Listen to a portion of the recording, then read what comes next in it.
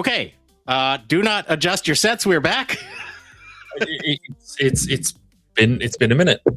It's been more than a month. It's almost like day jobs and stuff that is getting in the way.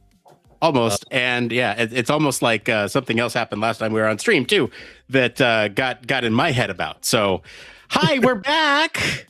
Good to see you all. I promise I'm much better this time around. Yay. It's good to have you back. And without being too rude, slightly less sweaty. Slightly less sweaty. Yeah, that was a... Should we... Let's start with the elephant in the room.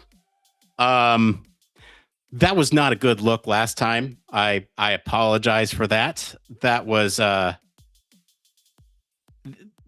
me realizing that I didn't take my meds like maybe 10 minutes before we went live. The headache just came on, and like immediately after we ended the show early, I say I went and napped for the rest of the day, but really I passed out from the pain. So we might wrap that up and put it on like a, some sort of mental health awareness thing to take your medication. But I'm fine now. And good. Boy, howdy, do we? That was not the announcement that we wanted to make. So today we're going to re-announce the thing that has been announced for over a month now. It's one of these things that if people were watching or saw it on, I guess the only place they would have truly seen it would have been LinkedIn or YouTube, Twitch. Yeah, the three places they would have seen it.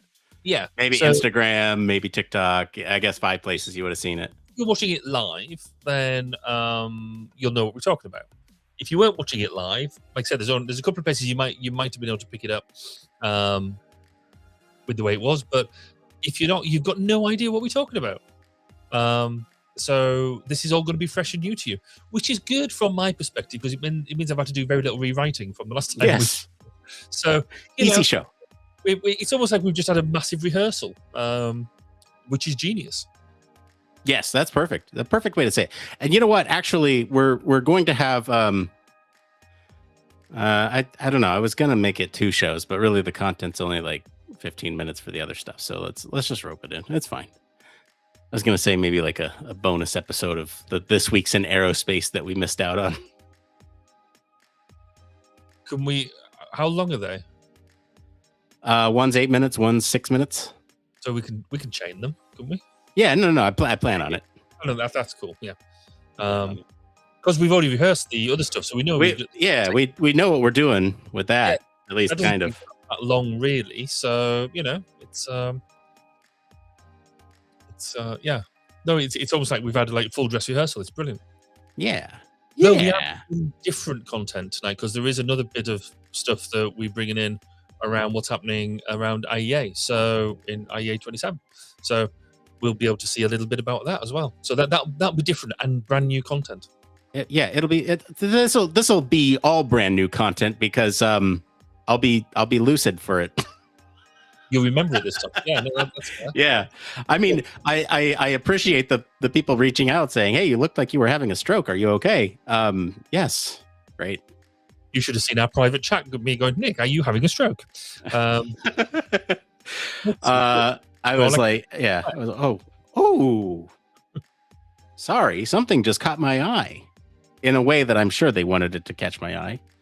There's a new thing here called widgets. Did you see this? Oh, no, because I'm not in your... I don't get your view, do I?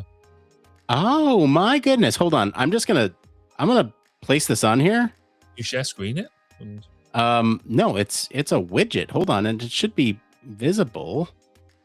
Widgets. Polymarket ticker. There's a Polymarket ticker. Oh, there it is. Hey, look, there it is at the top. There it is. Of course it that's interesting. Okay. I was reading about Polymarket the other day. I understand how it works, but I don't understand how it's not a betting site. It is. Oh, it is. This is interesting. Is there a multitude of tickers there? Or you have to put in a link for it, and I'm looking now to see if like if there is a way to do it. So I guess you can. Did they make it? Oh, you can. They made it so you can click and drag it. Now, some elements on the screen. Look at that. That's amazing. I wish. Let's see. We should probably hopefully get some like human factors-y widgets up here. Yeah, that'd be kind of cool. Hey, let me look into this really quick. Hey, we're in the pre-show anyway. Hey, how's everybody else doing? We know how we're doing. How's everybody else been? If you're watching live, would love to hear from you where you're watching from. If you're currently having a stroke, go seek a medical professional. Otherwise, let us know how you're doing. Yes, let us know in the chat where you're at, what you're doing, and which stream or how you're watching us. Just so we know, really. It'd be quite cool because some platforms I think are more popular than others. But yes, it's obviously for people who've watched this before know that in the pre-show and the post-show, we just spend a lot of time messing around and normally about experimenting and doing good things for the platform. See how I hold that back. So yeah, it's whereas this time, because we've actually got a fair amount of the prep done, it's interesting seeing how things come together. Interesting. See what else we can play with in the background. Because again, Restream is one of these platforms, isn't it? That seems to be more recent. It was really stable for ages, and then it just now seems to be updating itself quite a lot, fairly frequently.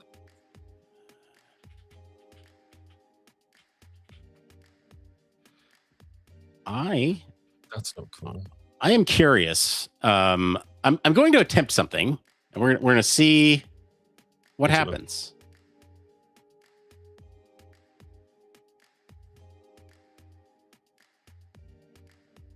What is this going to be? Something mind-blowing and game-changing? It could be game-changing. I don't know if mind-blowing is the right word for it.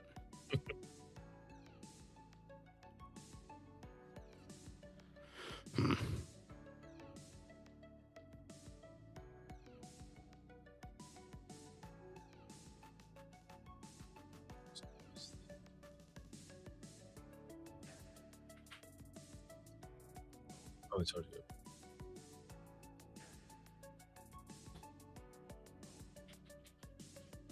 Let's try that one. Send code. I don't want to do the text right now.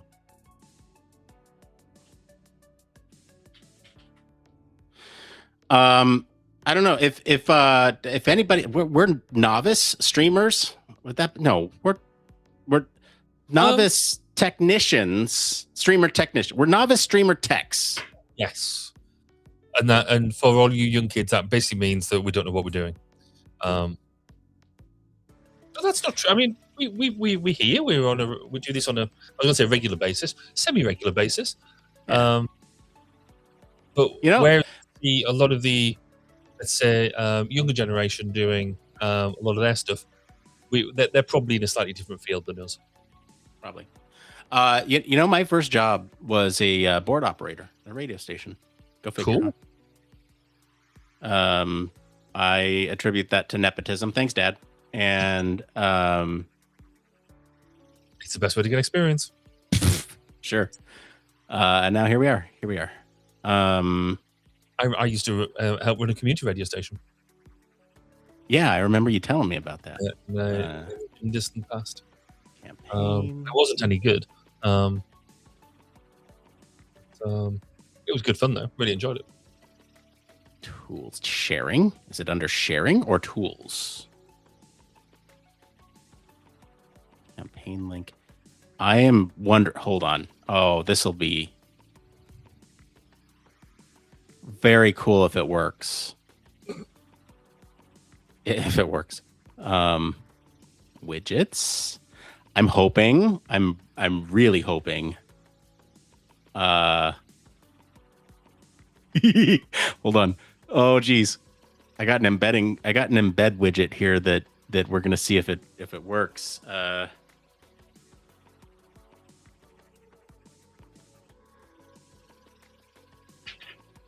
Invalid source URL. Stream elements overlays. Okay, hang on. Let me look at those.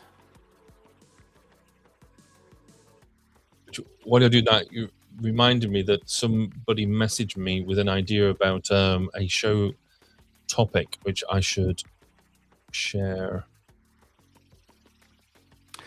Yeah, share. There's one channel in our Discord where you should share it. Yeah.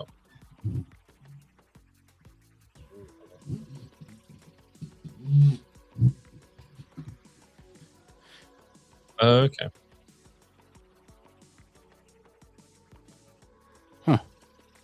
Log in. I guess you know what for resources, alerts, and overlays. Discord. Yes.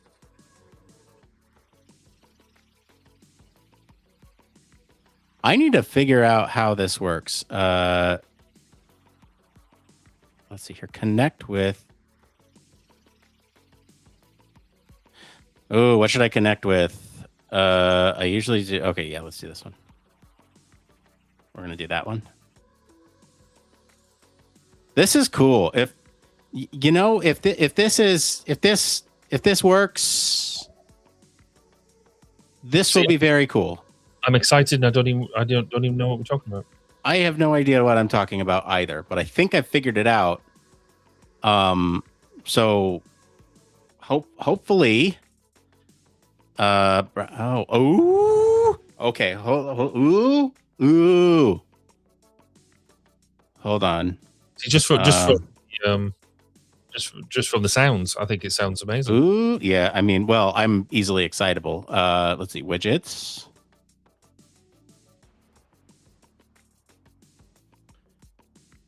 Okay.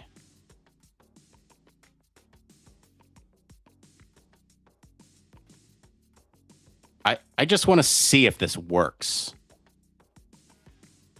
If this works, then we're going to have some fun.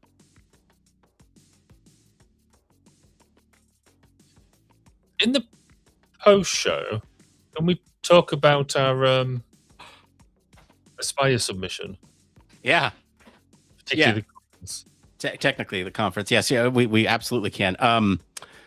Okay, so I'm excited now. What do we get excited okay, about? Let's. Can I have for whoever is watching right now live, that is not already subscribed? Could I have you try subscribing on YouTube really quick? Or maybe Barry, can you unsubscribe and resubscribe on YouTube and just see? I want to check something here.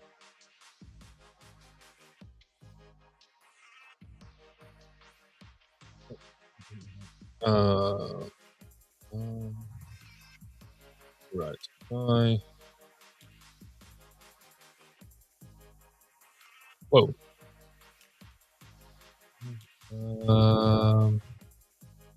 Later. How do I unsubscribe?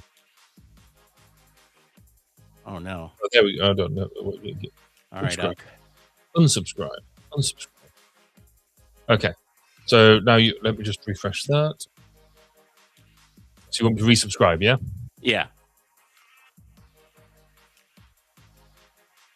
Maybe. We'll see how long it takes. I have this up and overlaid. I don't know if you can see the outline, Barry, but it's here right between our faces here. Let's just give this a test. Oh, okay. Yeah. So I got the widget working. Super chat event 10. What is this? Ooh, merch event. Let's see. What is that? Give me this one.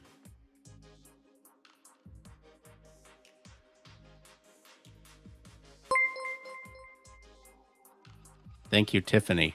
Months. This is okay. So I don't know.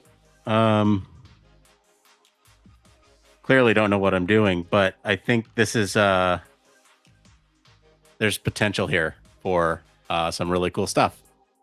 okay. So we'll keep that in our back pocket as we start to use these widgets here that Restream has introduced, which is interesting. What's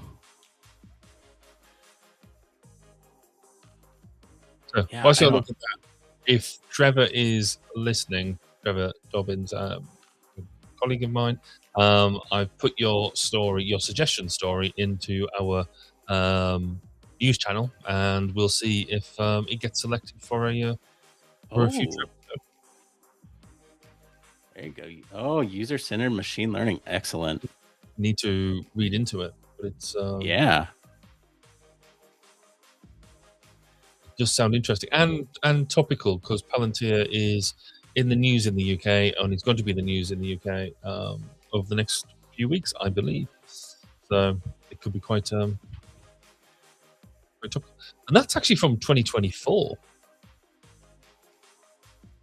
Okay. Anyway, right. So we should really get more about that, I guess. Right. Have you done things like the basics of One More Thing and Oh, no, but I have my one more thing. That's good. You could still keep the one more thing from last time because you didn't use it. I don't even know what the one more thing from last time was. Let me take a look. I thought you got that one. So let's see here. I guess I could keep that one if I can remember. Oh yeah, I guess I could. No, my one more thing is actually a physical show and tell this time, which is something I'm very excited about. And I have it right in front of me.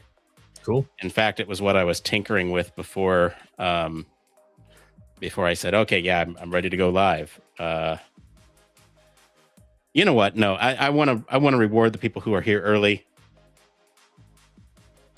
I will talk about it in my one more thing. But since you're here early, might as well get a sneak peek at the tech that will be brought with me to this year's Aspire. As we continue to refine our processes for on-site coverage, we continue to refine our processes for technology too. And so here's the sneak peek. Are you ready? I'm gonna lift it. It's not blinking. You miss it. I'll slowly reveal. Oop. This is what I call Nick's TSA nightmare. Yeah, totally. Ooh. What about mic board? What's that? That mobile mic mixer. Yeah, kind of. So, yes, to explain all the parts and pieces. You know what? This is probably better for a pre-show anyway than it is for a main one more thing, because it's a lot. Here, let me plug in. So, you ready for show and tell, kids? Okay, here's the mobile mic setup, if you will. Like I said, this is TSA's nightmare.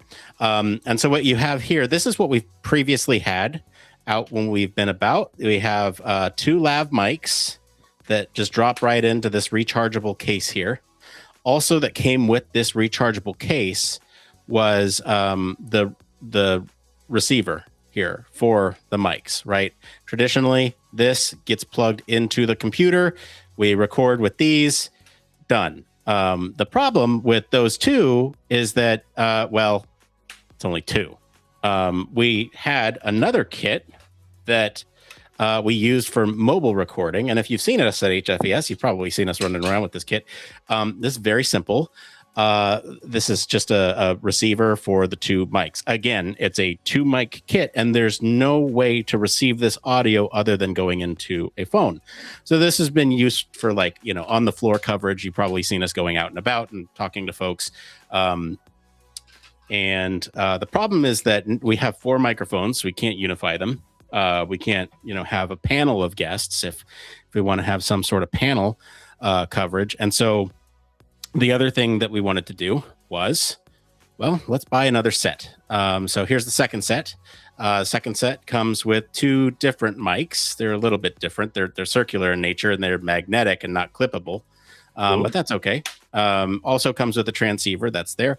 The cabling that you're seeing here, these are just power cables, so that way our transceiver or receivers don't die And so that way our cases are always powered, and it links out through one singular USB cable. So that way we just plug it in once, everything's charged. Great. The other cable that you see coming out of here is a power cord for this headphone amplifier. And so this is great because if we're on site and we're having a 4-person panel, it can get loud at HFES or a conference in general. And so you plug in your headset and then boom, everybody can hear the conversation as you're having it straight from the microphones to your ears. What's not shown here is a split that goes out to the computer. So that way it can actually capture the audio. But there's that. And then underneath, you can see all my cable management happening. So that way it sits nice and flat. I'm impressed. Yeah, I'm super excited about this because it's very low profile. We're trying to cut down our footprint in terms of what we need to bring to conferences every year. And so this is just a nice little mobile kit. And then, the other thing that I should probably mention is that, you know how I said we had this kit before in the past that is very much like a take it, go interview. Well, this one does the same thing. So, you have the microphones and the transceiver. You just unplug the transceiver from there. So if somebody needs to go, then there's other receivers that go right into those devices there. That's funky. You had fun putting that together, didn't you? I had a lot of fun putting it together. And I tried to use as much plastic as I could. So that way TSA is not going to be like, yo, what's going on here? Yeah, I was going to say, I can't wait for that to go through some sort of x-ray. I have been stopped by TSA twice. Shocking. You surprised me. Because here. And was that with any of this kit, or was that just for you in general? It's for the kit. And it's no surprise because the way that I actually carry stuff around. Right. just completely, all there. So, hey, look, it's our Human Vectors Cast microphone. Nice. Yeah. So I am not surprised one bit that TSA has stopped me multiple times. Anyway, yeah, that's what I'm excited about. And that's my one more thing. I'm not going to spend that much time talking about it. So I'm glad you got to listen to me talk about it in the pre-show. And so this kind of connects to the post-show in the sense that you wanted to talk about our presentation. Yeah.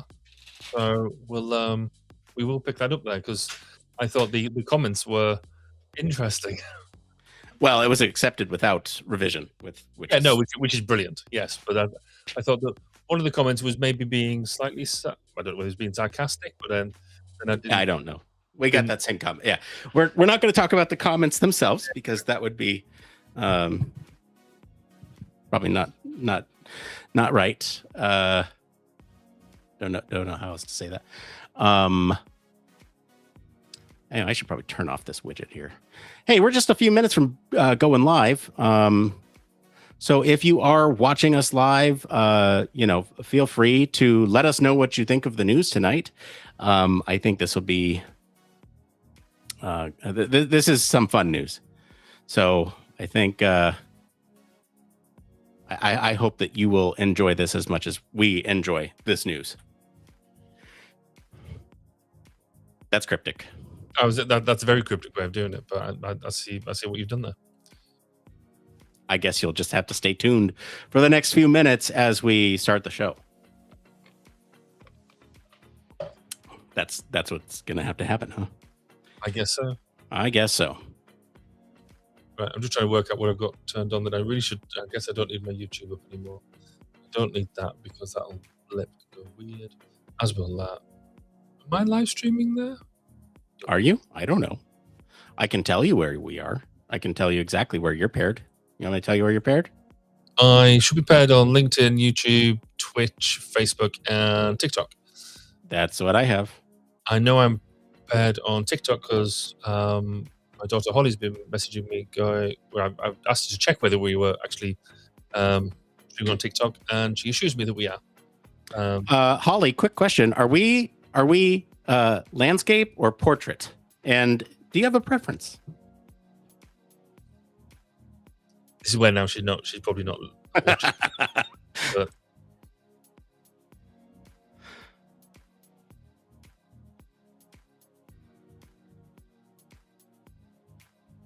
Ooh. Well, I'll put out an open call actually. While you're figuring that out, open call for anyone who wants to get involved with the show. We are actively looking for someone who knows about stream elements and how they can be used and modified and styled to Human Factors Cast branding guidelines. So if you are interested in working in the lab and have experience doing that, we'd love to have you volunteer. Because, well, to put the cart before the horse, you'd be volunteering for a 501c3 nonprofit at that point. I love the way that just rolls off the tongue. Yes, perfect. Well, with that, why don't we go ahead and start the show, huh?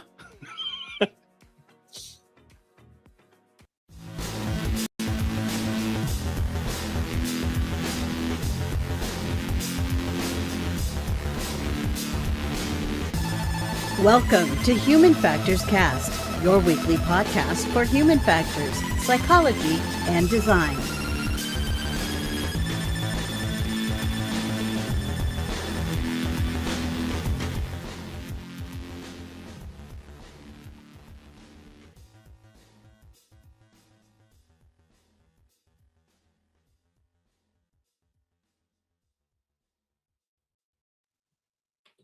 Oh, Mr. Stark, I don't feel so good. Hey, everybody. Welcome back to another episode of Human Factors Cast. This is episode 321. This is a very special episode. We're recording this live on July 2nd, 2026. As I said, this is Human Factors Cast. I'm your host, Nick Roome, and I'm joined today by Mr. Barry Kirby. Barry, how are you? I'm very good. More importantly, how are you? I'm doing great. We do have a great show for you tonight. Before we start, I want to address something. We've been off for a month. Part of this has been scheduling. Part of this has been psychological. If you have not been following us on social platforms, what has happened was that we tried to announce this one time. And what quickly happened was a live demonstration of the downfalls of not taking medication and a live case study of watching withdrawals happen in real time. It was very scary at the time. I am okay. I think the last words that I said on that stream were, I need to consult a medical professional. And then I cut the stream. And then we were only on for like 40 minutes or something like that. It was not very long at all. So we didn't do the show the way that we wanted to do the show. We didn't do this announcement in the way that we wanted to do this announcement. So, we're doing the reshoots right now. We're doing it again. And I think we're going to do it the way that we want to do it. So, that is putting that piece up front. Now that that's behind us, we got some programming notes here. So one thing that if you aren't aware is that Aspire is happening later this year, and we are gonna be there. We have a paper that we have submitted, and talking about sort of how we have done podcasting over the last 10 years in the human factors domain. And I think what's interesting about this is it's going to be an alternative format. So it's not going to be just your run-of-the-mill panel presentation, 20 minutes. This will be a live podcast episode happening, a live recording of the podcast. And we'd love for you to be there. We'd love for you to attend and show up and be part of this special thing.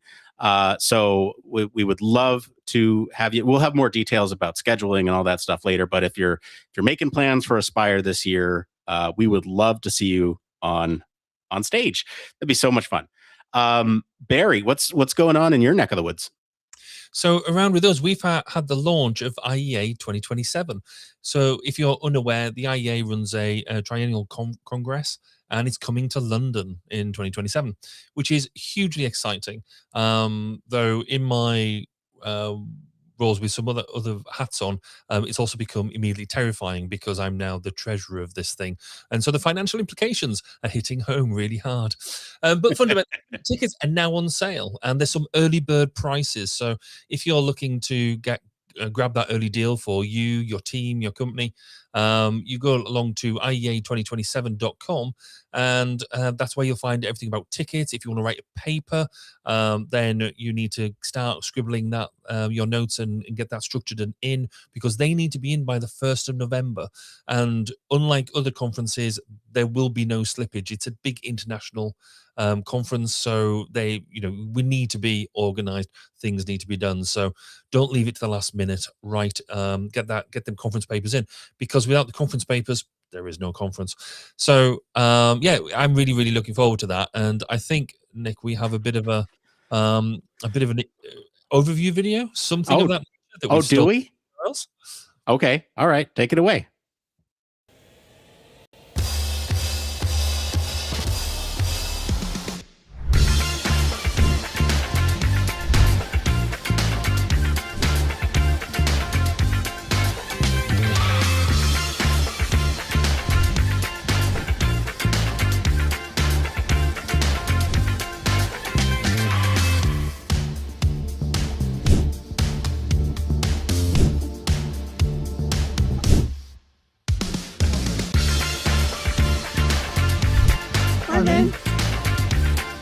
I'm going. See you there.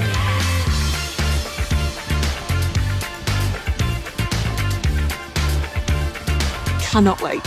See you there. Well, I noticed one of the people in that video. I recognized them. It's almost like some people get around more than they really should. Well, I'm excited for that. We're is it too early to say that we're working on something for that too? Well, I don't know yet. Something. There's something in the background, something in the works, and hopefully we'll you might see a bit more of us. Well, yeah, hopefully you will see more of us, and IEA2027.com. So that'll be exciting. All right. Is it time? Can we do it? Let's do it. We do the thing. All right.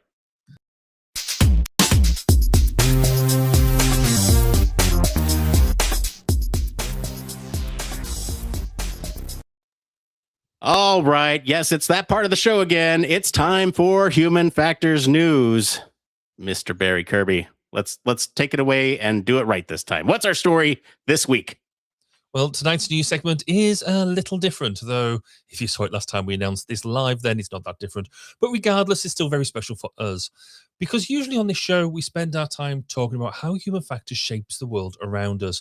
Technology, safety, aerospace, UX, healthcare, AI, all the way humans interact with increasingly complex systems.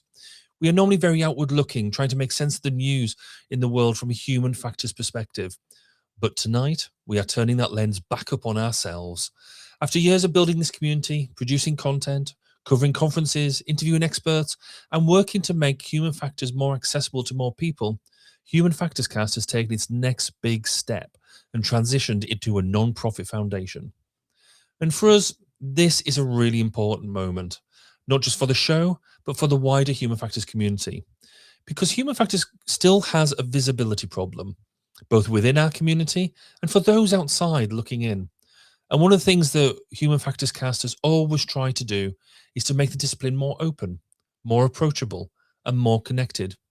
Whether you're an experienced practitioner, a student, or someone who's just discovered the field for the first time. So moving to a non-profit model isn't just an organizational change.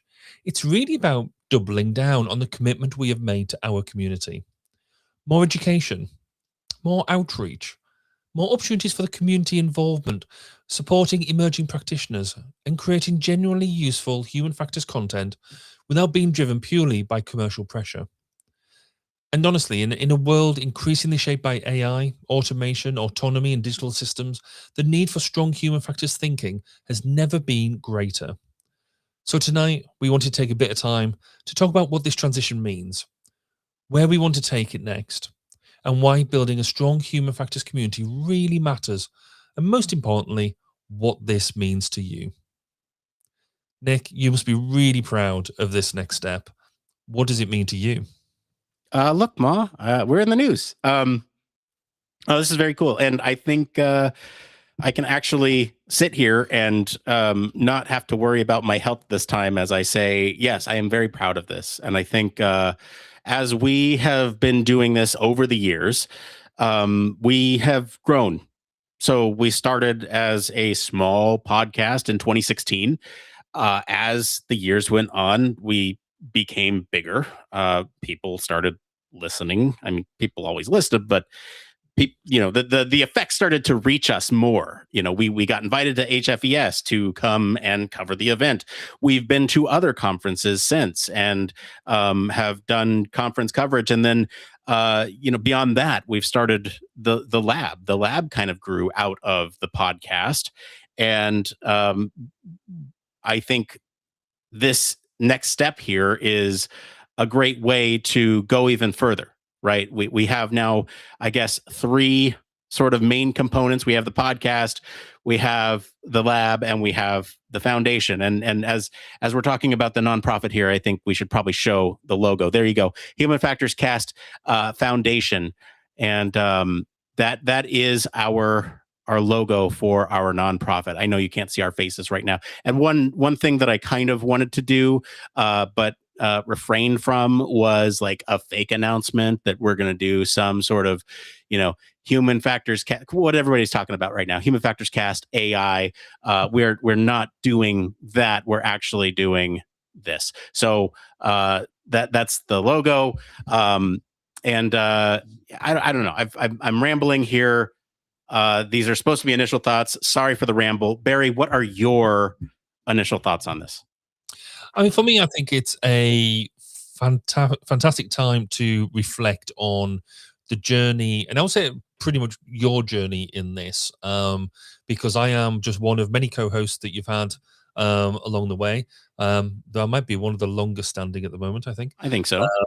But from where you started off with that initial idea, that initial spark, that initial drive to do something different, because nobody else was doing it at the time, to then be over the past 10 years, working, like I say, with many different people, the different supporters that have been there along the way, not only like co-hosts, but also people who come on as guests. People, I mean, when you look at some of the different things, the town halls you've done, that's a world first. Nobody's ever done that before. The way that we've engaged with conferences and actually doing live interviews at conferences and things like that. The lab itself, I mean, the community that you built up on Discord, and it also runs outside of Discord as well, but the ability to have that almost safe space to go to when you see something crazy in the HF world, and you can just tap it into our community and say, has anybody seen this? What do you think? Or, I need some ideas for something. Can anybody come up with something? And something we will probably announce in the next few weeks, we hope, come in with a rather crazier idea, and not everybody go, whoa, where do you think you're going? Everybody just turns around and said, yes, let's do. Everyone has such a can-do attitude. And that comes from the leadership that you give them on that weekly basis. And then when we look at where we're at now, there are a few podcasts out there, but I think this is probably the only one that works internationally the way that it does. It is. I'm truly proud to be part of an international collaboration in delivering this. And then just for the crazy discussions that we have outside, we have these recordings, and those who watch us live know that we do a pre-show and a post-show, and who knows where them discussions go. And that's part of the fun of this. It can either be just me and you having a bit of a laugh, or you've got people coming in with their comments about what they think about the story we're going to talk about. And the way that we evolve this, it's so it's so natural the way it comes about, because people can make a comment and change the shape of the show. We can do all our planning. We can do our some weeks we do planning well early in the week. Other weeks we might do it with 2 minutes to go.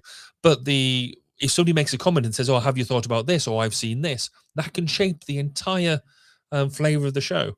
Either before we go on air and we do some read writes and we include people in, or people can come in and we've facilitated people to come in and comment live on what they see and give us their almost unredacted view, knowing that they can come in here, they can talk. You've created a safe space for people to come in and make them comments, which in today's world is such a valuable thing. So again, my sort of rambling thoughts, but I would start it off by saying, well done to you for getting us to where we are now. And here's to hopefully more than another 10 years in where this foundation is going to take us. Yeah. So I think, well, thank you for the kind words. I need to pause and acknowledge those because I'm very good at just saying, "Oh, it's a team effort," and it is. Thank you. I appreciate the words. That they're very kind and very meaningful. I think the thing that everybody, well, I'm guessing that everybody wants to know is what's happening with the podcast. Are we still doing it? Is it still a thing? Yes, the podcast is not going anywhere. This is not changing. This is just one outlet of it's one way to communicate with people, and it is still obviously one of our major outlets. We are still going to produce shows very regularly, barring scheduling conflicts or medical emergencies. I think there are still some let's actually, this is something we seldom do, but let's talk about how everything is kind of organized. So it started with the podcast, and then it got bigger. We wanted to work on other projects. We wanted to do, different podcasts and experiment with those. We wanted to do different formats of media. We have a lot of things baking right now. We have user experience points. It's another project that's out there right now. Episode 3 live now. Slay the Spire. So there's a lot of different projects that we have going on, and all that was born from the lab, and the lab was born from the podcast. But now the podcast is part of the lab because it is in itself a project. And so if you think about the relationship between the digital media lab and the podcast is one tiny element of the lab because we do so many other things. Okay, now if you're thinking about the lab and the foundation is literally that, and that's why we called it a foundation, is because it is meant to be a base plate that we build off of. The lab is one thing that can socket onto that base plate, but then there are sort of other things that we can socket on as well. But to be clear here, the foundation actually gives us a lot of different options that we didn't have before. So I should probably talk about why we're doing this. It's not, we're a 501c3 nonprofit recognized by the United States government, state of Arizona, all that stuff. But beyond that, what it really means is that if you donate to us, if you give to us on Patreon, we have a Give Butter campaign that if you want to donate to us and help support us for a year's funding of our operating costs, you absolutely can do that. What all that money goes to traditionally has been things like the podcast production, and some of that still will go towards that. But I think, bigger, broader vision for what we want to do is we really want to start working on things that advance communication within the human factor space. Because let's be honest, this field is kind of terrible at marketing itself, and it's really bad at explaining what we do. And we need to change that in a lot of ways, right? And part of that is the podcast. Part of that is these other experimental media that we're doing. But also another part of that is applying for grants to do actual research.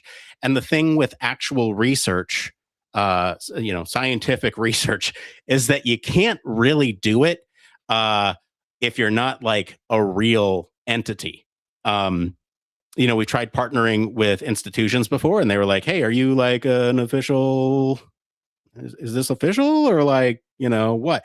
And so part of it is just standing it up so that way we can say, yes, it is official. Let's partner. Let's do science. Let's advance the field of human factors communication. It's a passion of all of us in the lab. It's a passion of all of us at the foundation. And really, that is sort of why we did the thing. Beyond that, I would love to see a day where we're taking in so many donations that we can afford to send undergrads or graduates to HFES or other conferences on a scholarship, stipend, those type of things to get them out there, get them engaged. Would love to do all those things. Those are like in our long-term roadmap. But I think that kind of just gives you the foundation is the base. We socket things onto the base like scientific research and the lab. And the lab is sort of the vehicle through which some of those things get experimented on and worked on. And again, the podcast is just one sliver of all those things because we've grown. And so we need to put on our big boy pants and grow. And grow we will.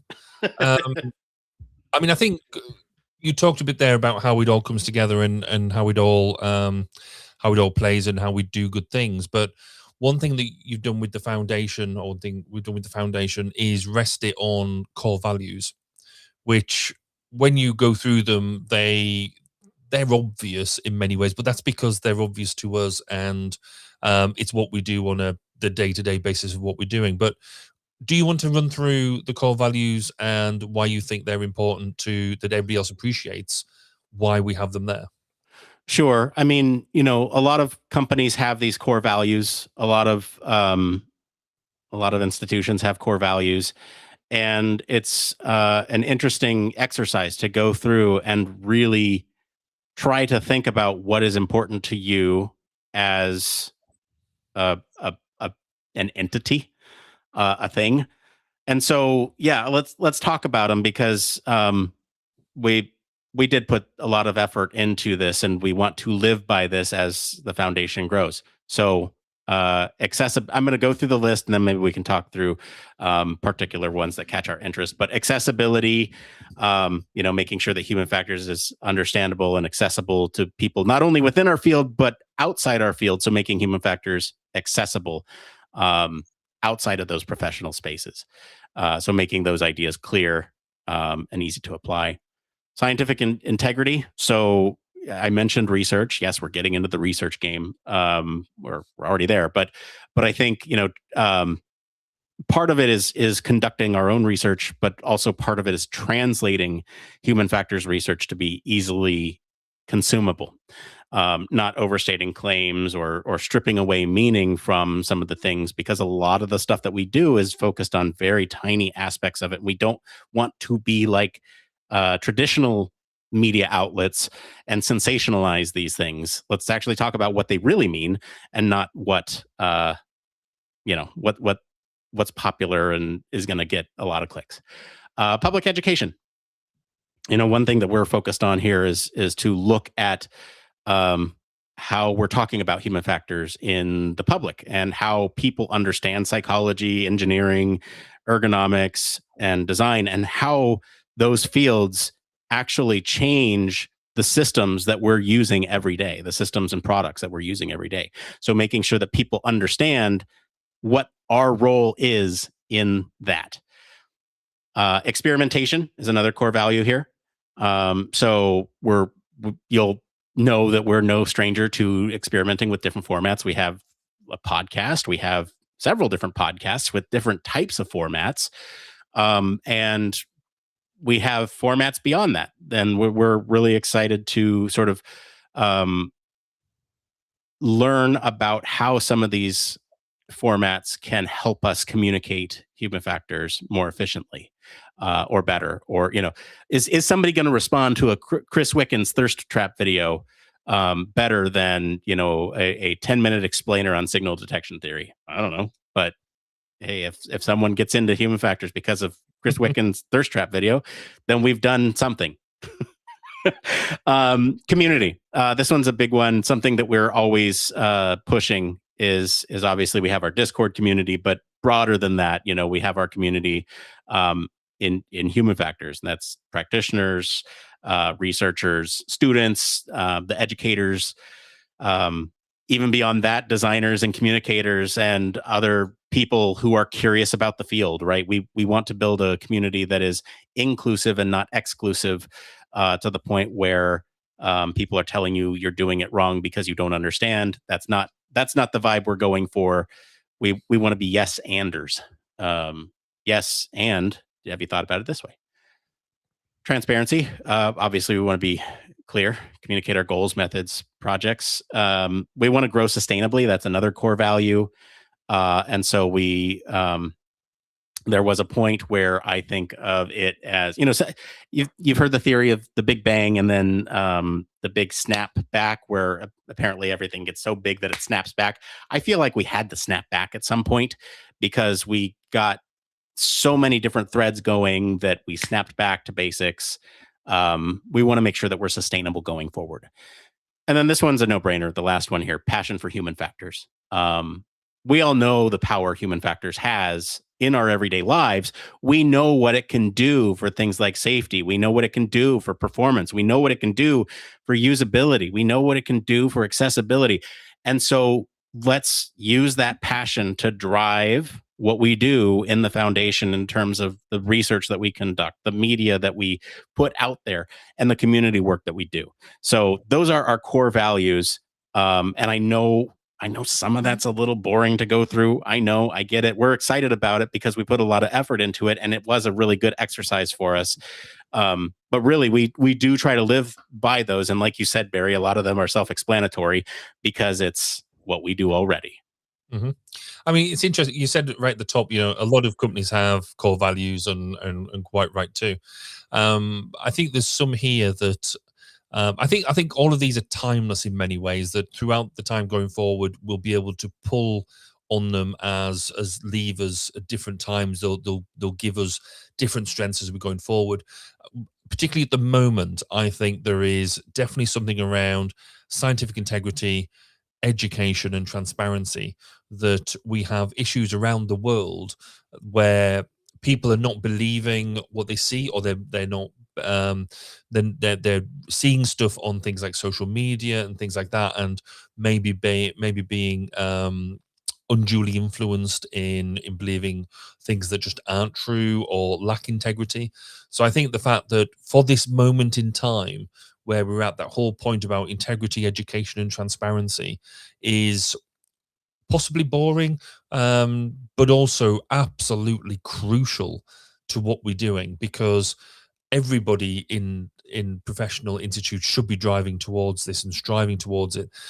But given what we're doing in this foundation about being a communications foundation, about it's not just about the quality of the science that is going on, it's about how it is being communicated, and communicated in an authentic, real and transparent way. And so we have to acknowledge ourselves just how important this is at this moment in time. Yeah. So, but talking about that whole transparency piece, you mentioned at the earlier about it being this is a charitable foundation, and you've got them the numbers of the what type of foundation it is, or type of charitable organization that is licked.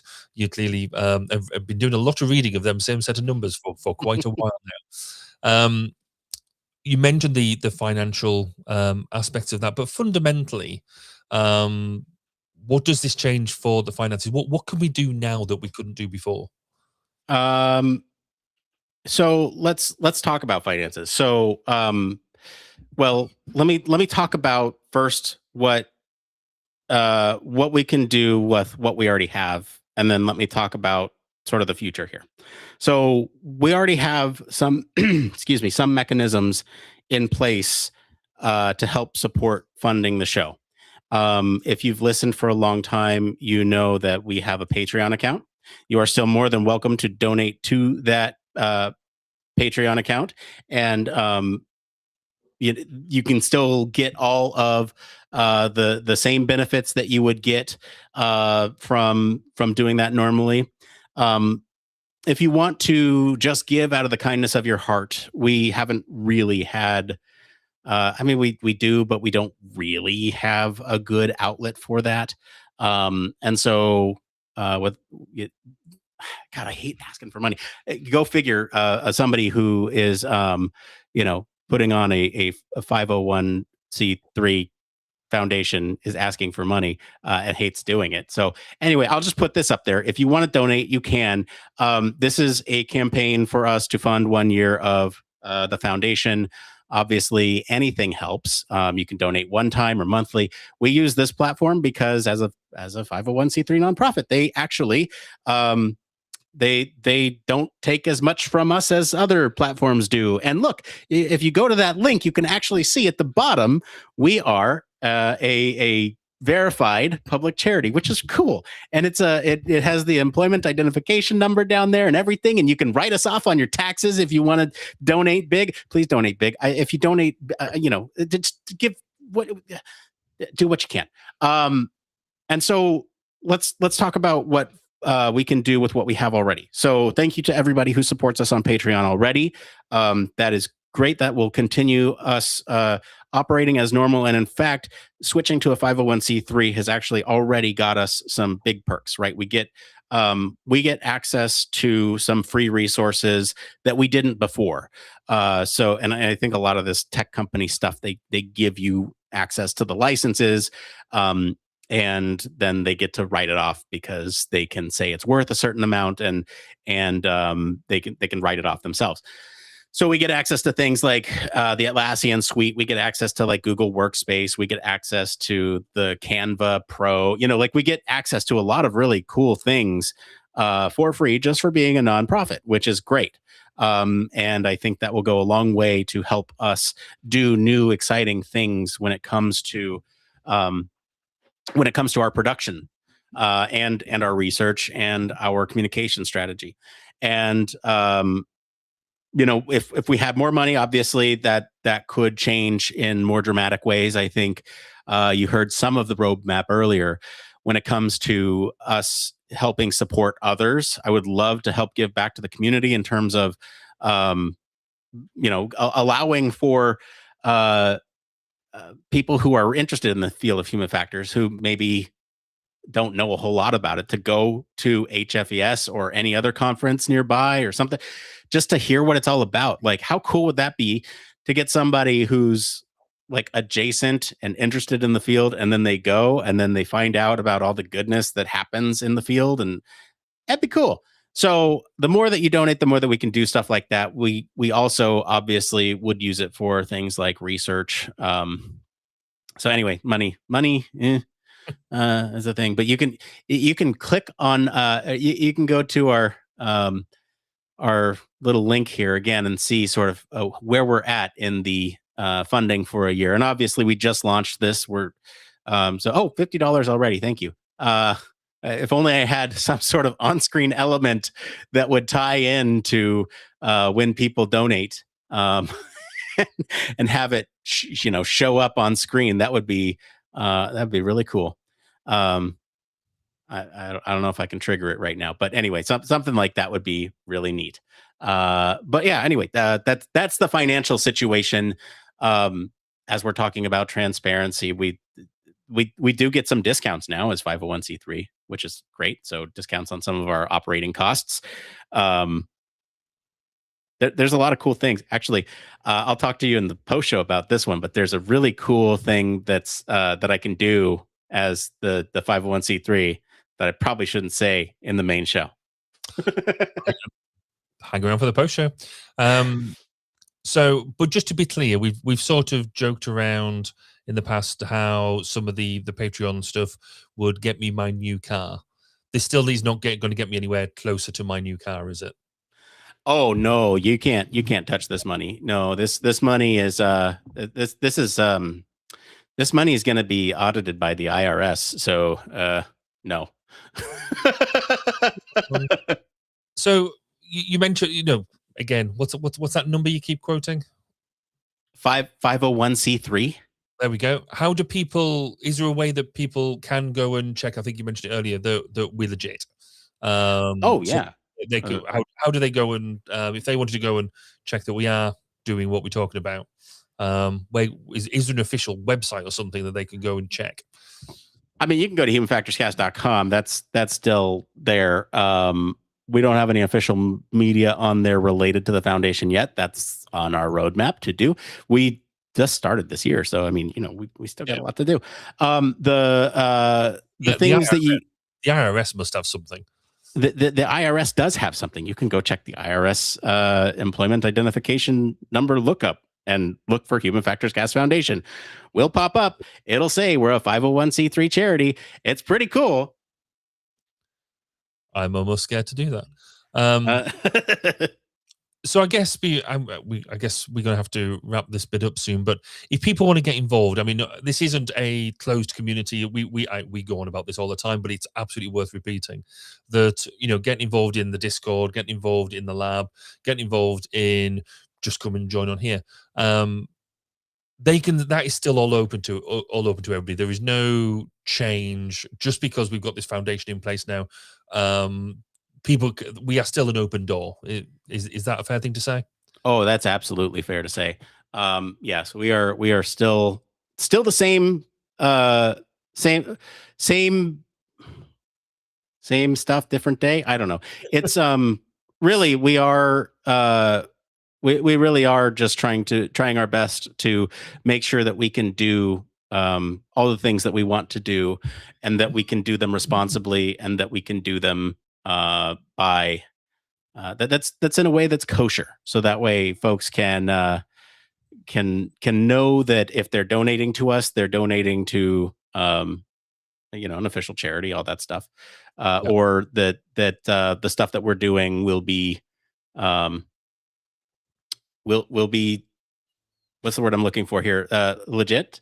In terms of other things like I'm sure there's a lot of I probably am not actually sure how much excitement there is around understanding who's on the board of a nonprofit, but stuff like that will come later. We have our board, but we're not releasing that yet at this time, if only because we are still waiting on some paperwork.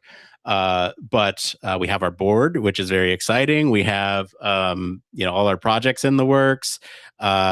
Super cool stuff. And here, in case anyone was doubting, I guess I can just show this here. Here you go. Look at that. Boom. There you go. There you go. We are verified with the IRS. Isn't that cool? Anyway, that's I don't know. That feels kind of like a humble brag, but it's not really anyway. Oh, can we give them feedback on their website? Can we do it? Can we do that? Post show. Let's do it. Okay. Yeah. So that's the nonprofit. We're legit. We're doing lots of fun stuff. We got a lot of ongoings, and obviously there are many ways to help support us. Donating money is one of those ways. Joining the Discord and engaging with our community is another one of those ways. I think if you want to engage with the show live, like Barry said, you can absolutely change the course of a show by leaving us a voicemail, by all that stuff. Again, if you want to support us on Patreon and get something back, you can do that too. And then obviously, if you want to get involved and volunteer your time, which is the most valuable resource that I never take for granted, all the people in the lab, I really appreciate them donating their time to this crazy little thing we call Human Factors Communication. And so you can absolutely help by donating your time and volunteering with the lab. So yeah, lots of cool ways to get involved. And you know what, I'll even go out on a limb here and say, if you are an undergrad or a graduate student who is looking for like a summer internship, it's volunteer, but it is with a 501c3 nonprofit. So you can say that. If you remember the numbers, you absolutely can. All right. Okay. Any other parting words here on the nonprofit news, Barry? Only to say, I think it's a momentous step. It's a really crucial occasion. So good that we had to announce it twice. I'm proud to be part of the journey. So yeah, it's brilliant. Yes. Okay. Well, cool. There's an official press release on our website under news if you want to go read it there. Yes, we're very excited about this and hope that you all are as excited with us about this change. It's very cool. So thank you to our friends over at Human Factors Cast for our news story this week. If you want to follow along, we do post the links to all the original articles in our Discord, where you can join us for more discussion on these stories and much more. We're going to take a quick break, and then we'll be back to see what's going on in the last few weeks of aviation right after this. Human Factors Cast brings you the best in human factors news, interviews, conference coverage, and overall fun conversations into each and every episode we produce. But we can't do it without you. The Human Factors Cast network is 100% listener supported. All the funds that go into running the show come from our listeners. Our patrons are our priority, and we want to ensure we're giving back to you for supporting us. Pledges start at just $1 per month and include rewards like access to our weekly Q&As with the hosts, personalized professional reviews, and Human Factors Minute, a Patreon-only weekly podcast where the hosts break down unique, obscure, and interesting human factors topics in just 1 minute. Patreon rewards are always evolving, so stop by patreon.com/humanfactorscast to see what support level may be right for you. Thank you, and remember, it depends.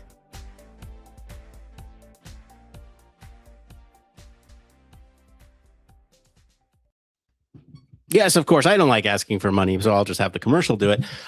Yes, huge thank you to our patrons. You've kept us afloat for these last few years, and truly have supported the mission of science communication in the field of human factors more than you may know. Truly, thank you. So it's no surprise that we've been gone for a month, which means we've missed a couple episodes, which means our friends over at the Aerospace Systems Technical Group have sent us several files. So you're actually going to get a couple of back-to-back This Week in Aerospace with some varied topics. Very exciting. So take it away, Phil.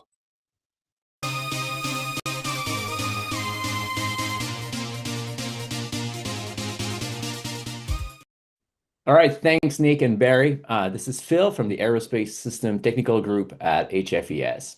A quick update on the show. Elena is deep into writing her thesis, so she's taking a short break from the podcast.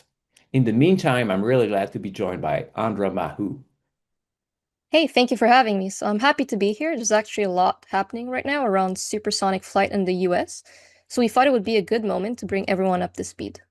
Right. So in March of this year, the US House of Representatives voted to lift the ban on supersonic flight over land.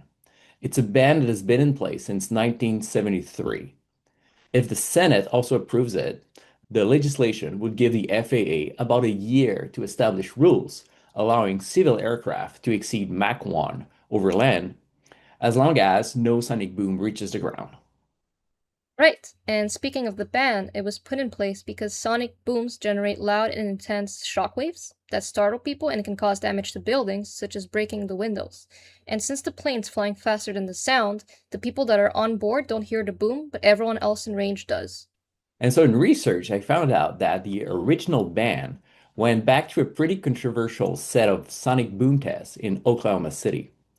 For about 6 months, starting in February 1964, supersonic aircraft flew over Oklahoma City multiple times a day, sometimes up to 8 sonic booms daily, to study both structural impacts and public reaction. And the outcome was not good.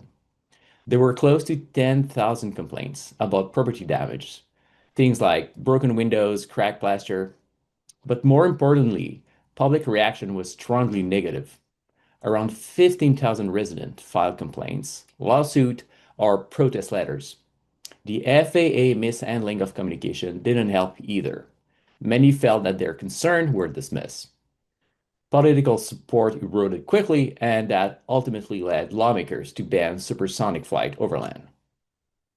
But wait, what about Concorde? It was flying to New York until the early 2000s, no? Wasn't that supersonic? Well, it was, but only part of the way. So the ban specifically applies to overland flight in the US. So the Concorde would go supersonic over the Atlantic, but then will slow down to subsonic speeds before reaching the US coastlines. And just to be precise, civilian supersonic flight isn't completely prohibited today, it's allowed under a special flight authorization from the FAA, but that's granted on a case-by-case basis rather than routine operations.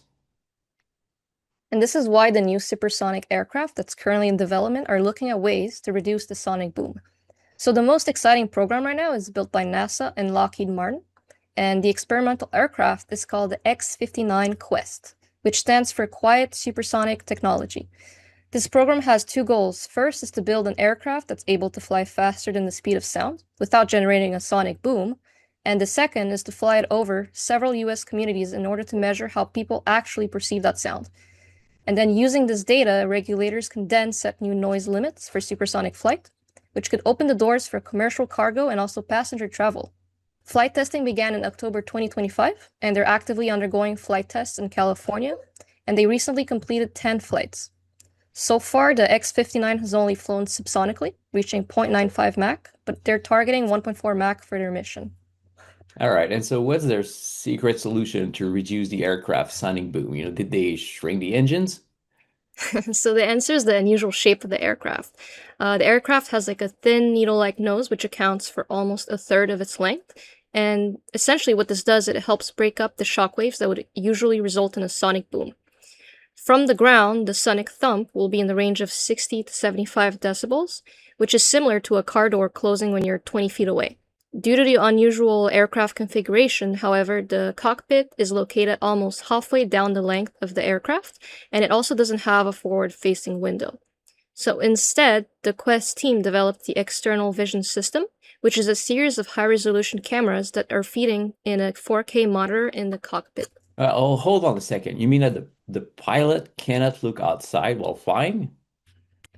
That's right. So there's no forward-facing window. The 4K monitor serves as a central window and allows the pilot to safely see the traffic and their flight path.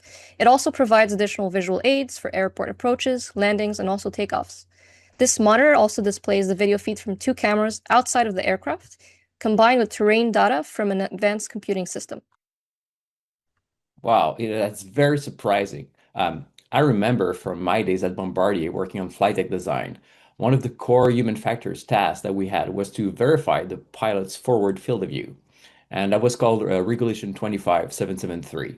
Now, there's guidance material that comes with that, and you will see that there are diagrams showing the volume of space that the pilot needs to see from their eye position. And it's not small, it's actually a pretty wide and deep field of view, especially forward and downward toward the runway environment. Now, that requirement is a big reason why cockpit windows are so large as they are. But those large windows, well, they come with trade-offs. So it affects the aerodynamics, and one consequence is that the peak wind noise tends to sit right above the pilot's head. If you could shrink the forward window, you would actually be able to push that noise source further aft, which would improve the acoustic environment in the cockpit. But of course, doing that would normally reduce the pilot direct outside view, and that's where you run into certification constraint. So traditionally, you're balancing visibility, aerodynamics, comfort, all within the regulatory limits. So when you look at something like the X-59, which essentially replaced the forward window with a synthetic vision system, that's a pretty fundamental shift. So what are pilots saying about flying like that? Basically relying on a 4K display instead of direct out of the window view. So actually, it's quite interesting, but pilots have grown comfortable using it. So NASA conducted a lot of flight testing to compare this video technology to actual forward windows in order to ensure that it provides the performance and safety levels that's equivalent to or even better than forward-facing windows.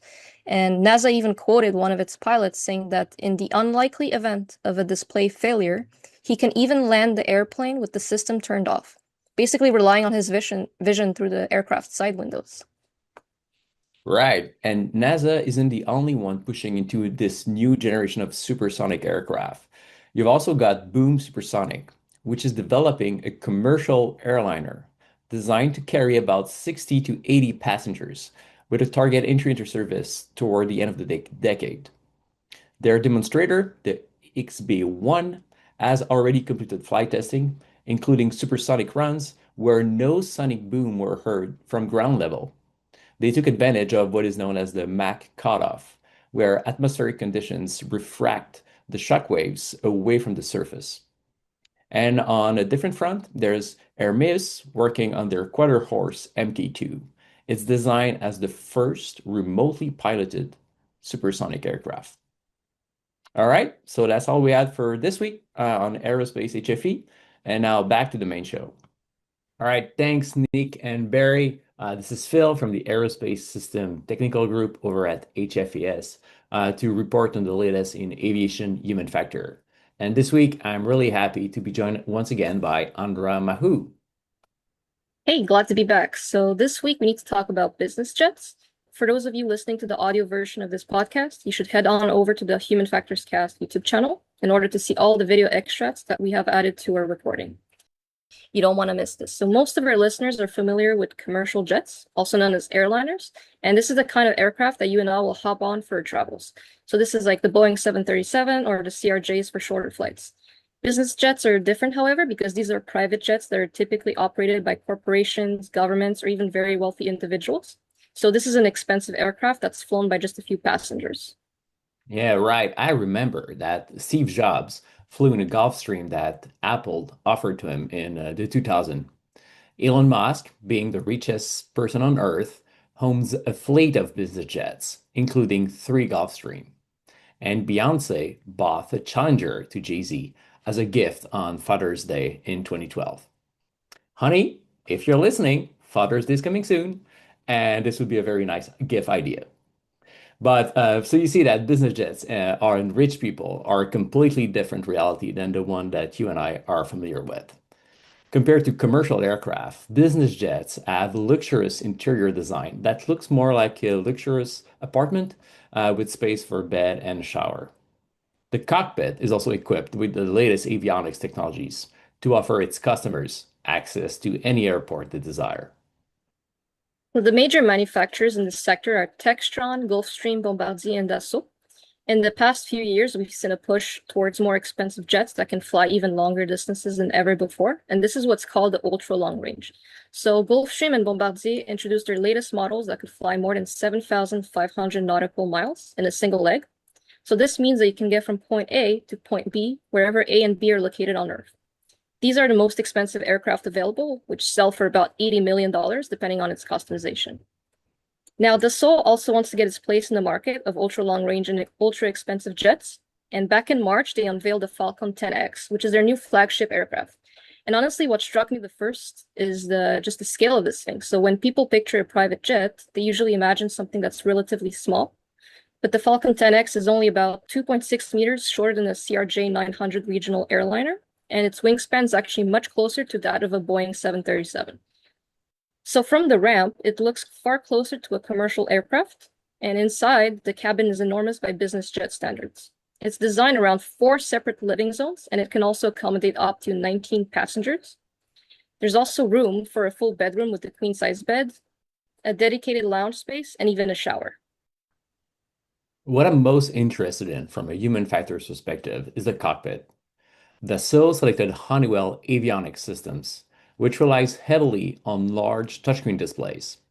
Pilot can directly interact with the avionics using gestures like pitch to zoom, which starts to feel much closer to customer electronics than that of a traditional cockpit.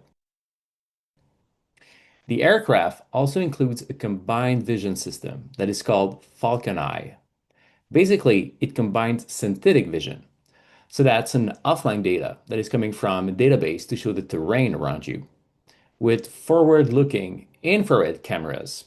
So this is a real-time imagery such that you could see a vehicle that would be standing on the runway, for instance.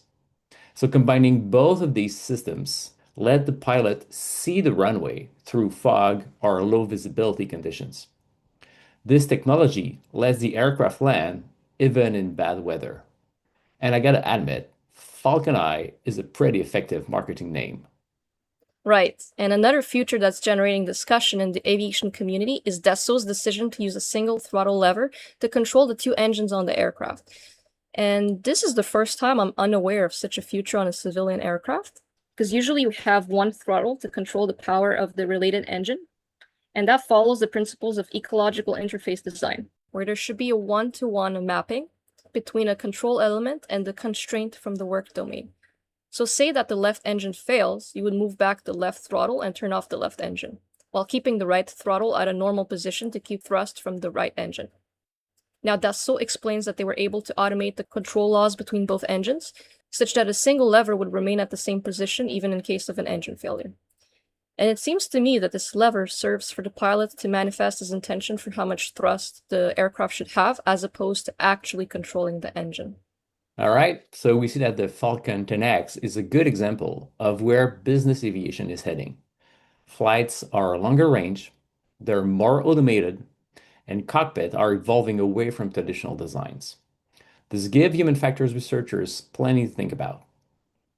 And once again, if you want to see the jet, head over to the YouTube channel to watch all the videos we've added to this segment. All right, well, that's all we have for this week. Thanks for listening, and now back to the show. Yes, back to the show indeed. And, I guess right now would be a great time to throw up that do this. So that way maybe we can afford a business jet. Anyway, thank you to the Aerospace Systems Technical Group for sending along those This Weeks in Aerospace. I know I've been missing them, and I bet you have too. So I'm glad we could finally catch up. Okay, with just a few minutes left here, it's time for the part of the show that needs no introduction. It's just It Came From. Barry, it's been a while. What is your It Came From this week? By It Came From, you mean one more thing? It came from one more thing. That's what I meant, because I've clearly not done this in a few weeks. I was going to say, I mean, clearly one more thing is rehearsing about how we do these things. No, so I'm going to be sneaky and have two more things. Okay. Given you calling it something else completely, I guess nobody's going to catch us out. No one's going to care. We're moving office this week, so you sort of forget it's been 3 years since we moved, and you forget just how much stuff and clutter and stuff you have. I mean, it's bad enough trying to move home, but trying to move offices when you're trying to keep working and do all that is just incredible. But the most exciting thing, and I'm hoping we can get photos of this soon, is we created a thing which I'm very proud of, and we're going to launch over.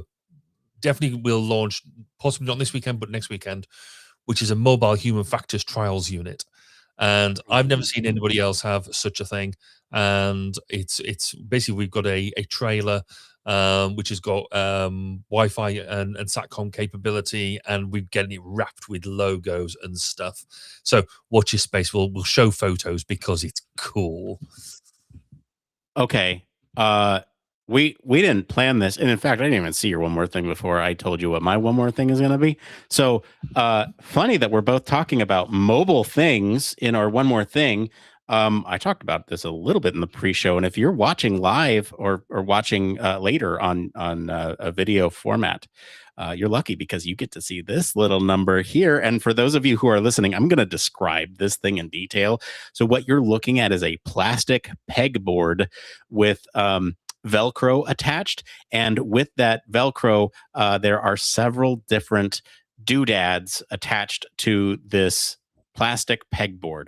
I have a headphone amplifier, so that way you can listen to things, and then I have two lav mic kits that open up like AirPod cases, and you can take out the lav mics, and those lav mics connect to transceivers, which I have, or to receivers, and then those receivers are then mounted on the board. Everything's plugged in, so everything remains powered, and then there's several audio cables on here that connects everything together, so that way I can take this mobile kit, and it looks big because I have it on camera, but if I bring it back to my face, like it's about as big as my face, so it's actually quite compact.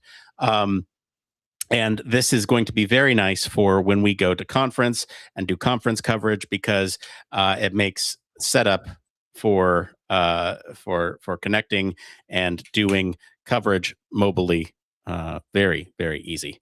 I'm very excited about this. I had to build this all myself, and if you're a fan of cable management, there you go. That's my one more thing.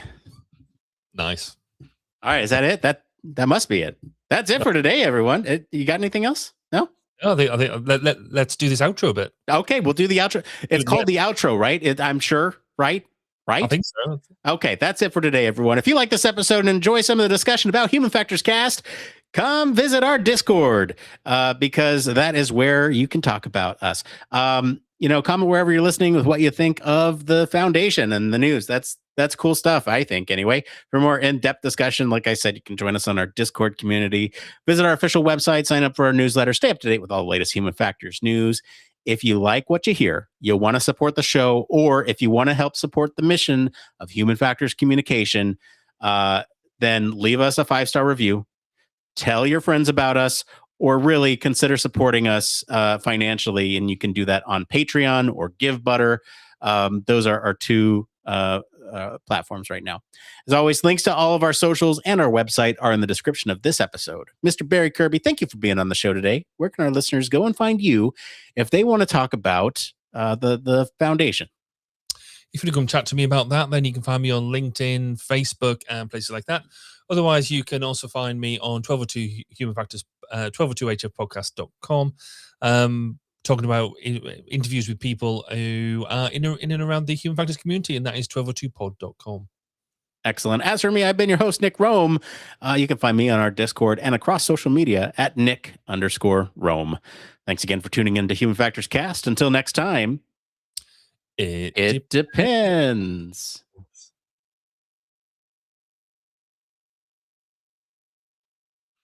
Music. I pressed every time I press the button, I'm ready for it. It just has a lag. So what I need to do is I need to press it before when I say until next time. Yes. And my life decided to give out right at the last moment. And I was like, I don't know what to do about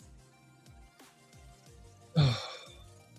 Oh, I guess it's sort of gone to that time where it thinks, oh, okay, we just don't need to be that much. Ooh, who's this on LinkedIn? It doesn't tell me who's commenting on LinkedIn. Hang on, it just says LinkedIn user. Yes, isn't that cool? It's so cool. Pedalboard, yeah, it does kind of have that pedalboard feel, right? Like it's all that stuff just wrapped up in one. I need to go actually look on LinkedIn to see who posted that. And then we should rate the IRS website, and then we should talk about the panel. Yes, no, that's true. I just thought it was fun with the IRS website. The fact when it came up, and it was like, out of all the people that you don't want to put that comment in front of, it's kind of us, really. Yeah. Which one do you want to do first? You want to see who? Let's see who this was on LinkedIn first. We'll do that one first. It's not come through mine, so it must be through. No, it's on the main one here. Let me take a look. Thank you to comments. Thank you to Chad. There we go. Chad, thank you. Appreciate you. All right. So Chad on LinkedIn with the pedalboard comment. Thank you for that. Really appreciate that. And then what's up next? IRS? Can you do IRS? Yeah, let's have a quick look at the IRS website. Okay, here we go. Show. Really boring. There we go. All right. Yes, I'd like to participate. Okay. What could possibly go wrong?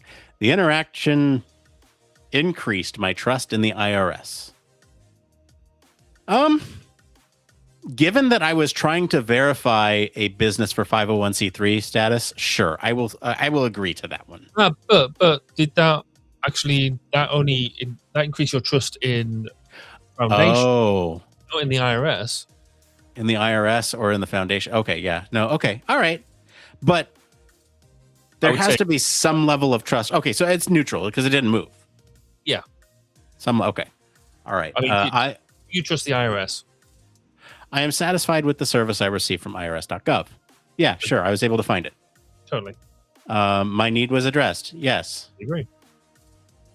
It was easy to complete what I needed to do.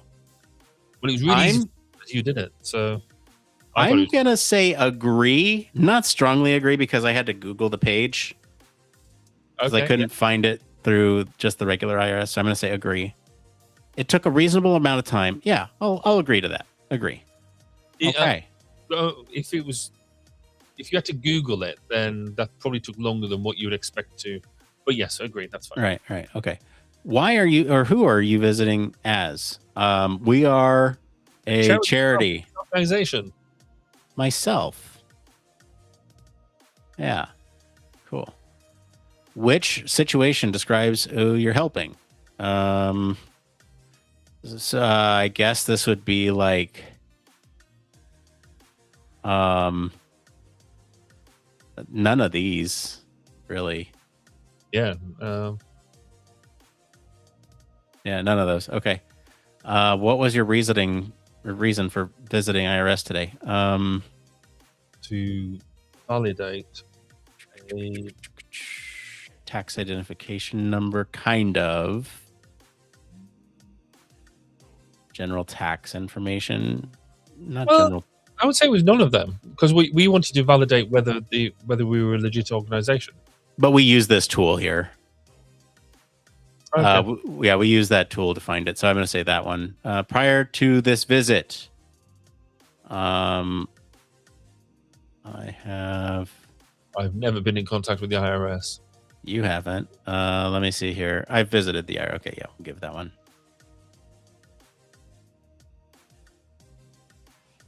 Were you able to log in? I did not have to. What suggestions? We're going to pass on that for now, so we can get to the other stuff. I don't like the grey blue that they have as their in the bar at the top. It's a bit, yeah. I don't know if it's not here, but okay, I'm just going to hit submit here. All right, there we go. You're welcome. You're welcome for providing feedback. Do we also now have to give them an invoice, because technically we're both professionals and we did it through part of our foundation, and we just give them a charitable. I'm sending it their way now. I think you absolutely should. How great would that be?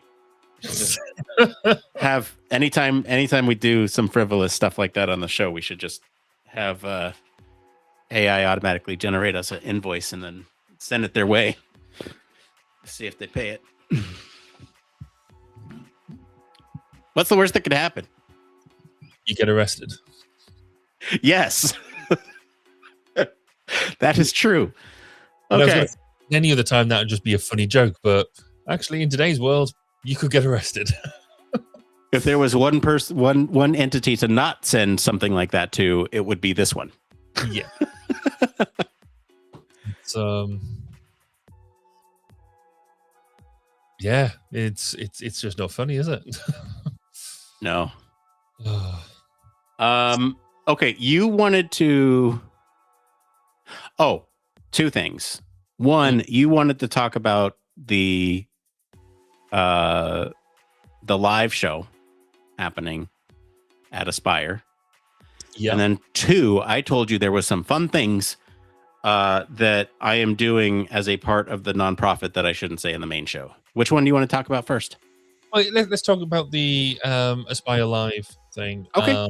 That's going to be quite cool, I think. I thought it was interesting. So again, paper's gone through all the reviews and with no changes to be made, which is awesome. Yeah. There was, we won't go into what the comments actually said. I thought there was one of the comments in particular was slightly eyebrow raising to the way that they came across. But overall, yeah, they left that comment before too. It was the same commenter that left yes. that. And yeah, I think there's only so much that we can do. I'm in fact, it reminds me. So I had a situation. Was it last year? It must have been the year before, when I had a paper submitted, and paper got submitted, it got accepted, etc. When I then went to somebody had left one of the reviewers had left quite a blunt comment on where they thought the value of this paper was, and I didn't take it too personally, except swearing that if I ever met the person, I would do nasty things to them. So I didn't take it that personally. But then so I went to conference. I gave my presentation, and people know my sort of presentation style, and I like to engage people and that type of stuff. And then I had somebody then come up to me in one of the breaks and said, "I need to confess something." And I'm like, No. "What's coming here?" And they said, "You'll have had in your review comments somebody being really quite cynical, or even maybe verging on nasty in the way that they described your paper." And I was like, maybe. And they said, "Yes, I wrote them, and I just wanted to come and apologize because I just attended your presentation and thought it was fantastic, and I'm so pleased that the other people didn't listen to take my comments on board as strongly as some of the other reviewers." So to have somebody come up to you, and because obviously it's all anonymous, so we don't know who it is. They could have quite happily not said anything at all. They could have just not done anything. They had that feeling to come up and say, because we all know what it's like when you read Yeah. comments and think, well, who's thinking that about my work? Or maybe they haven't got the right they haven't got the perspective I was trying to get across, whatever it is. But to have the guts to come up to me afterwards and say, "Look, I know I said this. I'm sorry. Really enjoyed your presentation," was just such a moment. Yeah. Good on that person. It was a big deal. So I will retain their anonymity. Yeah. Them, but they were fantastic. So yeah, That's wonderful. It's wonderful. so Uh, the paper's good. Yeah, paper's good. I think one thing, and this is something we need to talk about, is the format of the actual podcast. I think what I'd like to do to demonstrate some of the capability that we have is so there will be two of you who are not attending, and we said that this would be a panel of the authors. And Yep. the problem with two of you not attending is that you won't be able to contribute live. But that's okay, because we have two very distinct ways of contributing. So one is a live stream dial-in. If we can get that to work, awesome. And I think you'd be a good one for that one. And then the other one is a pre-recorded message that we can do like we do with This Week in Aerospace. And we can use that for a predefined segment, play it, come back, be good to go. And I think a lot of that would actually demonstrate the capability of doing a podcast in this space and what really is possible by weaving together all these different methods. It's very cool. I think it'll be, and I think as much as I initially wanted to be there to do it live and to meet you face to face and all that sort of stuff, I think doing it this way provides more power. It amplifies the message more. So yeah, if we can do it, make the dial-in work, and it's just effectively this, but you'll be sat at a table with the other authors, and then I'll just be perched on the end in some fashion. I still want to have one of them, the robots with the iPads on their heads. Oh yeah, I'm still wanting that, but I think they're quite expensive. But that'd be great. great. I think it'll be good. I have to figure out. So I was planning to use this for that panel. Mm-hmm. I have to figure out how to get you into this and how to get this into the computer. So I need like an external soundboard or something to have the audio out that comes and merges into this. And then I need the audio from this to merge out before that merges in, but before it gets to this. So that way everybody on stage can hear you and themselves, but you won't hear the echo of you with everybody else. So I need to figure that out. Yeah. Audio, man. Audio. But presumably also the conference will have its AV people. It will. And we've written in our thing that we would handle all the AV stuff. Oh, okay. But here's the thing is that we could potentially como si dice hack the mainframe we could hijack some of their equipment and plug in that way. I think it's probably one of these things that plan for the worst, and because they might be able to just give a direct feed off their board. Yeah, but that we still have the problem of not being able to hear you. Yes, and everybody needs to hear me because that's important. Yes, for this, it is. But yes, I think there is definitely interesting challenges there to be had. Because no matter what, you're gonna have to interface with the AV guys because you're gonna need their speakers for the people in the room. Yeah. Although those are usually just set up, and you show up and you turn on the microphones and it works. And so we will both have our own microphones on us with the lav mics. Yeah.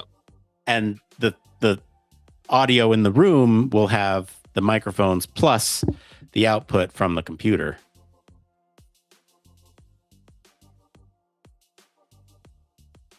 Yeah. I think I know how to do it. I just need to get the right equipment. It will be fun. Or bribe the AV guys. Bribe the AV. So what was the... So we've got that nailed. Then that was a quick meeting to sort out how you're just going to make the AV magic happen. Yeah. I make the AV magic happen is what's going to happen. See, for me, it's going to be easy, though I do need to tidy the office because you might notice that normally I don't blur my background. It's blurred. But I've deliberately blurred it because as part of this office move, I normally have a set of shelves behind me. They are now in the new office because we needed to create some partitions and we need some shelving. And so it was like, well, we can just use that. Like, you don't use it for very much, do you? And I was like, well, I sort of do because it's got all my stuff on it. So then they asked the stupid question. So I got the shelving out and to the new office. That's fine. That's all done. So all that stuff that was on it, what have you done with it? To which Amanda turns around and says, you'll have just dumped it on the floor. To which I was like, I can neither confirm nor deny. Except I can't move my chair any further back because of all the stuff that is dumped on the floor. I have... Can't move it back and you can't unblur. Yeah, so... Otherwise, that would confirm or deny. Yeah, so I do have behind me piles of books. I do have at least 3 monitors hanging around and a massive TV. And all sorts of random rubbish just piled up in the corner, asking me this weekend to tidy it up. Whereas I've got bigger things to do, so I'm not doing that this weekend. Good for you. Good for you. Yeah. It's a holiday here in the States, so we got an extended weekend. After this, I'm done. I'm done for the weekend. Oh, so you got something going on on the 4th or something, haven't you? Some sort of thing, historical significance of our country here. Yeah. Anyway, it's Trump's birthday party, isn't it? Oh yeah, duh. Yeah, that's it.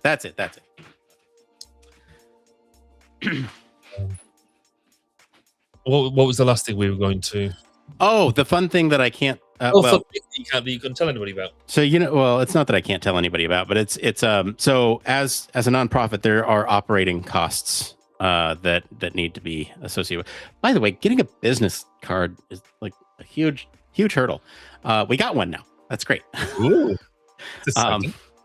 there's operating costs associated with a nonprofit.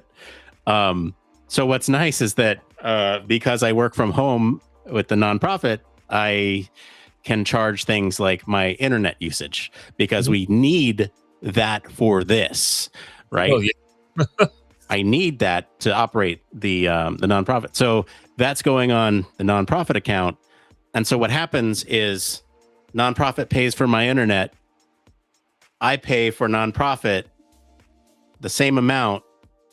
And then that donation I can take off of my taxes because I'm donating to a 501c3 charity. Clever. Look at that. See, I just think the way that you guys in the States do taxes is madness. It is. The fact that you have to spend so much time doing it all. I mean, my tax is slightly more complicated because I'm a director and and the way that runs.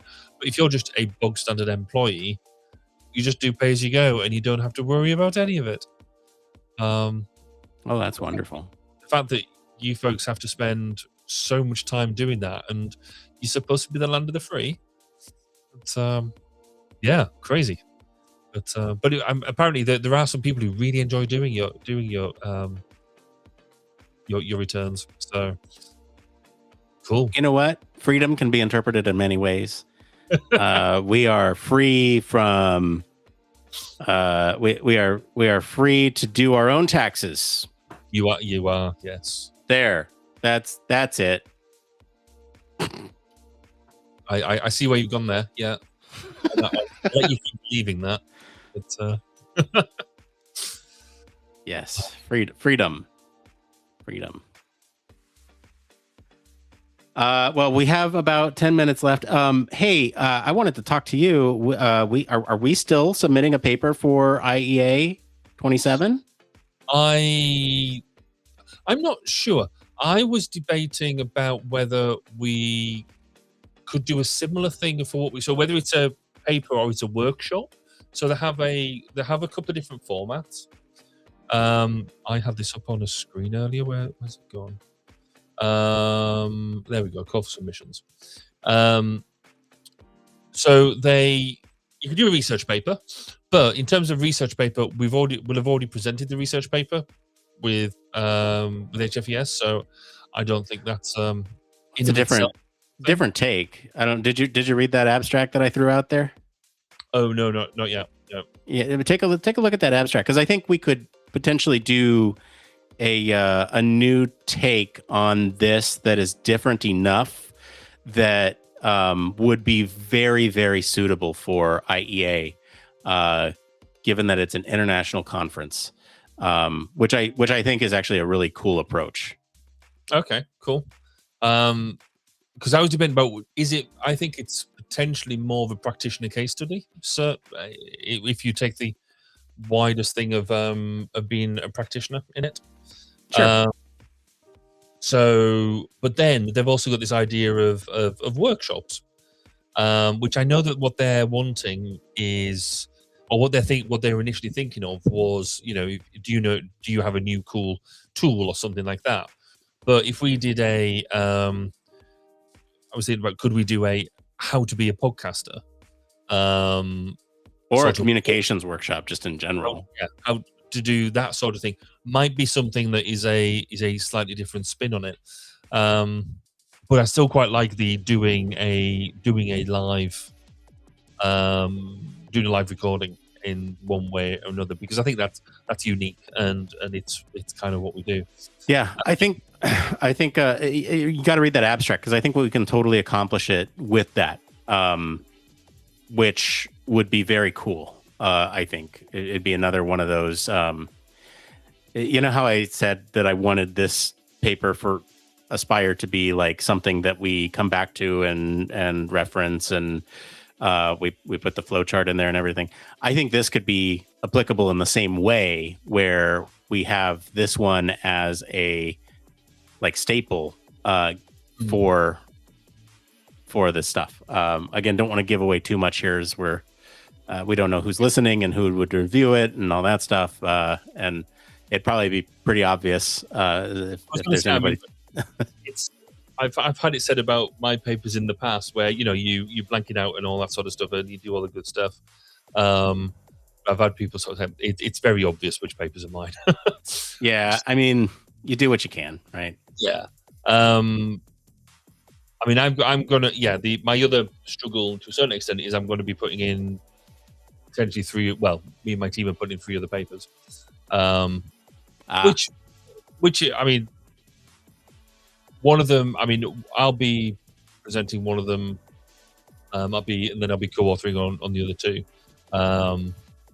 Assuming if and what gets in, we can't guarantee that we'll get all 3 in. We can't guarantee we'll get any of them in. But I'm quite all 3 of them. All 4 of them when we get them done. They are all so different that I'm quite excited about doing that. Because I've only ever been to IEA once before, and that was remotely. And so that was last year when I was last time when I was presenting on climate ergonomics. So, but we shall see. Yeah. So I think there is definitely something there, and again, in a similar way with what we're going to do with HFES, I'd love to. I think for me the main component has got to be a live recording, just because it's going to be fun. Yeah. Like I said, take a look at that abstract. I seriously think we can do it. It'll be very cool if we can pull it off. And again, it'll be to demonstrate some methods that we use and techniques that we employ to do something. That's cryptic. I was going to say that's how that goes. To podcast internationally. And I think the international element of that paper would be a very good approach. Awesome. No, that'll be cool. Yeah, because just people will be doing anything. In fact, what we're also hoping is the trailer I was talking about earlier as well, that I'll be taking that along to it as well, as a bit of an exhibition showpiece. Oh, we have a very busy IEA. Yeah, no kidding. We'll probably be. I think I've told you when you've seen the tool I started to produce a while ago. That's gone on leaps and bounds, and I've completely changed it. And there's another tool that we're producing.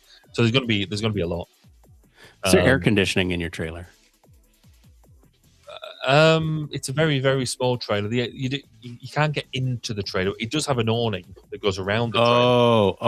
Okay. So it's not like you sit in the trailer and do usability. No, it's a trailer that facilitates everything else that you're. It's like a tool truck where you open up a compartment and the tools that you need are right there. Yeah. No, that's pretty close. I'm just wondering if I can quickly find some of the visuals so I can show you what. Because I was imagining I almost, how cool would it be to like get a U-Haul? Well, this is not too dissimilar. So can I want to be able to open that up without. I'm not showing the rest of the emails. There we go.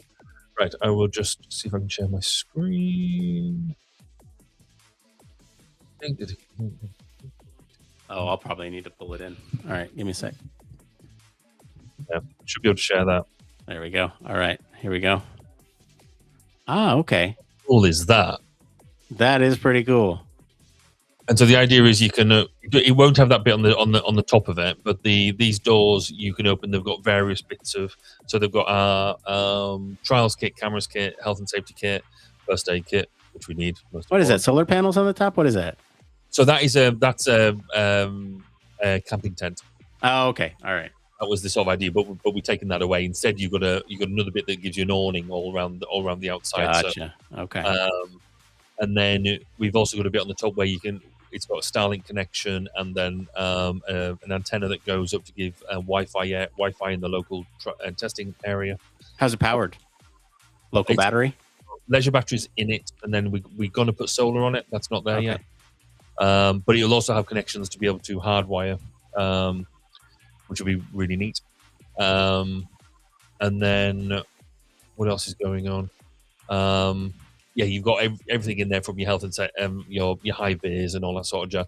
But you'll also have a bunch of tablets and an embedded. So it's going to have its own little embedded network in it. So you can pull out a tablet, and in there it uses our the human factors platform task forge that we've created to then do all of the assessments and do them live and get evidence, get like photographs and video and all that sort of jazz. Yeah, so it's going to be cool. And we might. I think we might even be picking it up this weekend. I was thinking that what would be a really cool. You've given me an idea here to yes and that. But imagine the back of a U-Haul where you have this whole usability lab set up with desks inside, and everything you need. It's air conditioned. How cool would that be? Well, All I would say on that is watch this space, because the reason we've done what we're doing at the moment is a test bed to do as what Amanda would describe is a fleet. So we've got this, which sort of is shows off a bit about, or it allows me to go in and practice and test about whether the different principles that I want to achieve are possible. Gotcha. Really what we want to do, I guess. Really what I want to do is we want to put it into a 4x4 situation and a either a camper van or, as you said, U-Haul. The other version that we've been looking at actually is an old ambulance. These are all with storage and good, well facilitated, and good access. And that there's people have been selling them recently. I'm like, could we get one of them and do that in a similar way? Yeah. The downside of that is you couldn't get it into the middle of a muddy field, for example. Right. You need a truck. Yeah. But yeah. So we there might be 2 or 3 different vehicles with that sort of styling on it. So how many users does it support at once? At the moment, it will be 64. Okay. No, 128 at one time. At one time, it should. It's restricted at the moment by the amount of tablets that I've got. Okay.